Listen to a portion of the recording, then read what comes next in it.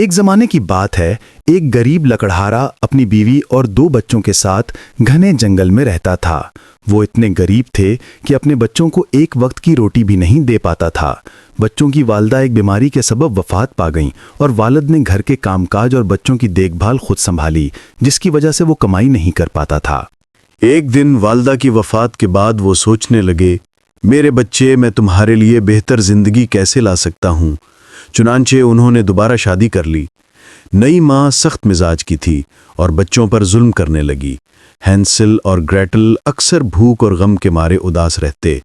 Hansel اپنی مرحومہ ماں کو یاد کرتے اور ستاروں میں اس کی تلاش کرتے۔ ایک دن والد جنگل میں لکڑیاں بیچنے گئے۔ اس دوران ہنسل اور گریٹل کو نئی ماں جنگل میں چھوڑ کر چلی گئی تاکہ ہمیشہ سے ان سے جان چھڑا سکے۔ بچوں نے راستے میں کچھ کنکروں کے ذریعے نشانات چھوڑے تاکہ گھر واپس جا سکے، لیکن جب وہ رات کے اندھیرے میں کنکروں کی روشنی تلاش کرنے نکلے تو راستے گم ہو گئے۔ بھوک اور تھکن کے مارے بچوں نے ایک حیرت انگیز چاکلیٹ کے گھر کا منظر دیکھا، جس کے دروازے اور چھت سب کچھ کھانے کے قابل تھا۔ وہ خوشی خوشی کھانے لگے، لیکن اچانک ایک بوڑھی اور بیمار عورت نمودار ہوئی۔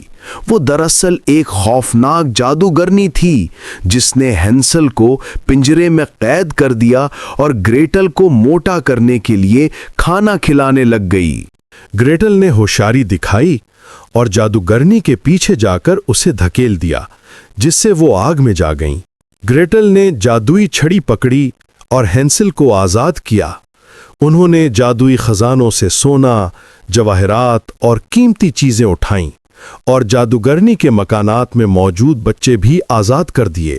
ان کے بعد بچوں نے چھڑی کے ذریعے جھاڑو پر سوار ہو کر ہوا میں اڑان بھری اور اپنے والدین کے پاس پہنچ گئے۔ والدین نے انہیں دیکھ کر خوشی سے گلے لگا لیا۔ بچوں نے سب کہانی سنائی اور گھر واپس آ کر خوشیوں سے رہنے لگے۔ ہنسل اور گریٹل کی ہوشیاری، بہادری اور محبت نے نہ صرف ان کی جان بچائی بلکہ انہیں خوشیوں بھرا مستقبل بھی دیا۔